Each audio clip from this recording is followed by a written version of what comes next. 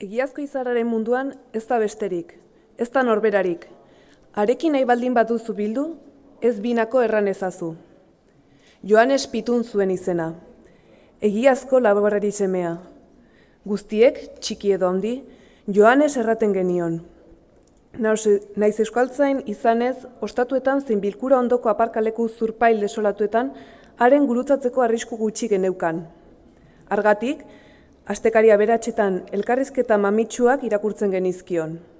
Batez ere, euskarazko erroaren sakoneko polimorfema irekien bilakara baldintzatuaz mintzo zela. Joanesen mintzaldiak ez genituen bistan dena erabat ulertzen.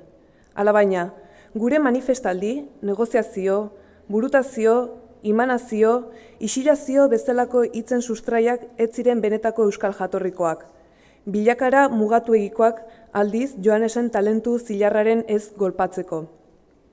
Euskaltzainak, bizkitartean ez zuela neoiz salatzen euskara hilobira bidaltzeko estatuek eta hauen mutil ikerlariek eraman zuten joera sistematikoa, egunkari zeraman hobet sailean, gazteon euskararen masakratzeko jaiadura tzarra etengabie azpimarratzen zuen.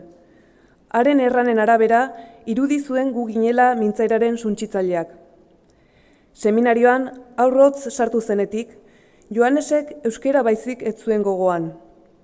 Euskeraren salbatzeko helburaren lortzeko Pitunek, Jesukristo zeukan eredu.